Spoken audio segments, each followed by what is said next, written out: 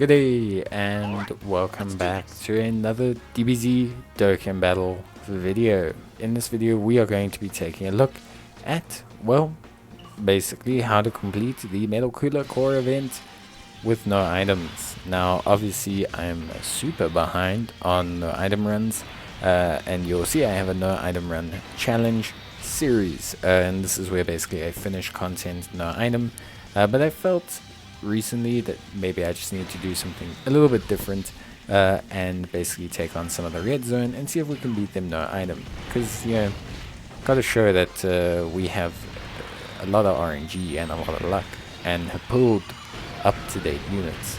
But yeah, basically to cut a long story short, this is a no item run. It's spearheaded by a couple units, but I think most people will be surprised to see that Fraudhorn is in the team.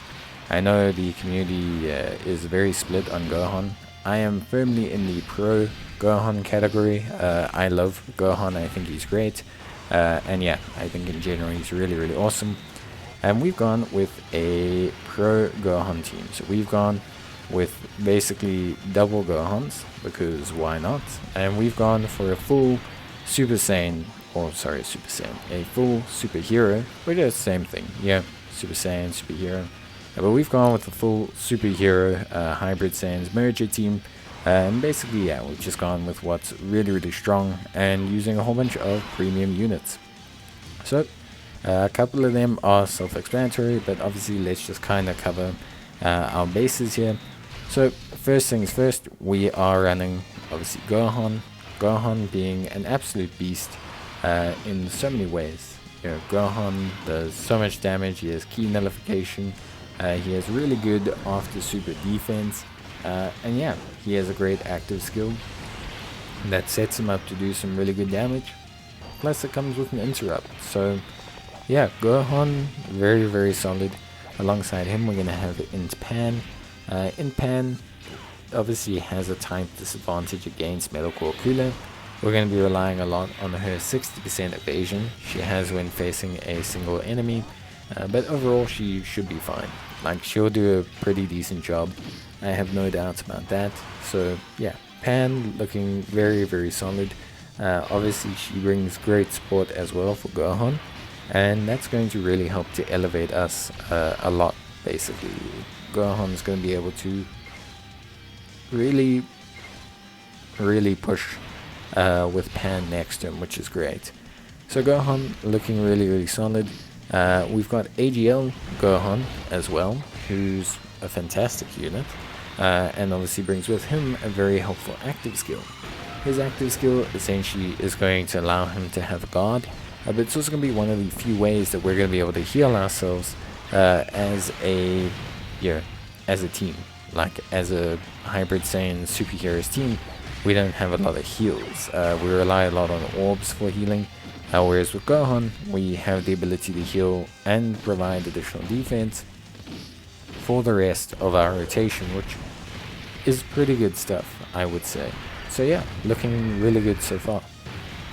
So obviously as well, just kind of want to point out that this team obviously relies a little bit on RNG, but generally speaking the team does quite well. Something the team handles very well is this first phase against Int Metal Cooler Army. Because we're so strong defensively with our strong physical units, it does help us out quite a bit. Then we also have obviously the fusion kind of unit in the form of Super Saiyan Gogeta, who obviously transforms into Super Saiyan God Gogeta, which is very good. Yes, you will notice there's a cut in the footage, and yes, the reason is because originally I actually only filmed the second half of the video by complete accident while I was trying to film a short. Ended up being a no item run, and I realized I hadn't filmed the first half, so I've just basically kind of created the first half again. But it follows the same principle. You're going to set up the same main rotations, you're going to set up these same main units. You want Gohan to stack as much as possible, the AGL one, and obviously you're just going to kind of let the physical Gohan go to town. You're going to let In Pan rely on her dodging, you're going to have Int God Goku, who's also going to rely on his dodging. And yeah, in general, you're relying a lot on evasion. Int God Goku relying on evasion, Pan relying on evasion, Super Saiyan God SS Gogeta relying on evasion. So in general, you're relying a lot on evasion, which is fine. I think it's okay to rely on evasion. I think in general, it's a more than acceptable tactic.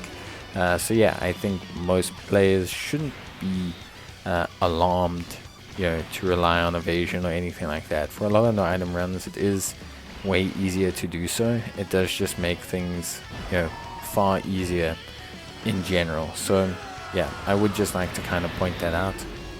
But yes, team very reliant on evasion, but that's okay. That's how this team functions. It's a very strong team, very enjoyable, very strong. So then we have Gohan. We're going to use his active skill. Why are we using his active skill? Well, one, we want to get his damage out as much as possible. And two, it's going to help us defend, because it does obviously interrupt some kind of attack, which is quite helpful. And you can see there the way I'm handling Ki is very, very important, because we are very interested in handling our Ki and just kind of doing things as best as we can. But Gohan, he's a reliable unit, and at the end of the day, I think his damage is very, very impressive. So yeah, I'm personally very happy with Gohan and his overall defense. Very good. God Goku also does a very good job in defending. Any event where you're playing against a movie bosses or a pure Saiyan, you're going to see this God Goku really shine, which I think is a testimony to how they built him. He's going to be a long-lasting unit as long as you keep getting events against pure Saiyans or movie bosses, which is very, very, very important. But yeah, overall I would say the team functions probably as well as I'd like it to function. I don't think there's anything too major that I would change in this team. You could run AGL Kamehameha Gohan if you wanted to, but honestly it's not that big a deal. Honestly it just wasn't that, having him run wasn't that important. I know it sounds weird to say, but his defense is good. He's a good defensive unit, but sometimes it's just good to rely on a bit of RNG with the evasions and things like that. And I think that just works a bit better here, because Gohan, he does take a while to stack up, and he doesn't get the advantage of being able to transform like he does against Cell Max. So yeah, I think I would probably say that Gohan's in a good situation, but yeah, I just kind of wanted to try a bit of a different team build, be a bit more reliant on Beast Gohan as a unit, which would be cool to me. So yeah, obviously now we get to transform AGL Gohan, which is huge. Or not transform him, we get to use his active skill. This gives us a heal, this boosts the defense of all our units, and it gives him guard, which is very, very important. Gonna massively reduce the amount of damage he takes, which you can see already is obviously evident, and he actually pairs up pretty nicely with Beast Gohan. I think they share all in the family and a key link, which is as good as it gets, considering Gohan also gives 50% defense and Ki himself. So very, very, very good. You can see there some good attack stats, some good defense, and then we have Beast Gohan obviously kicking off, just deciding to let go, drop the Kamehamehas, and really just do some big damage, which is good because we need it. He's our big damage dealer, and yeah, I think in general he does a pretty nice, pretty solid job. But yeah, I would say this team probably handled the event pretty well. You will be reliant on some luck evasions, I want to say, but in general I think you should be fine. Obviously it's always dangerous running a couple inch units against arguably the toughest physical unit in the game, but it's a gamble that worked off. And with Gohan's active skill, I really love how this active skill looks, by the way. I still think it's really, really, really tops. So yeah, I think this is awesome. Still I know it's the best part of the card, but like, I just think it looks so good.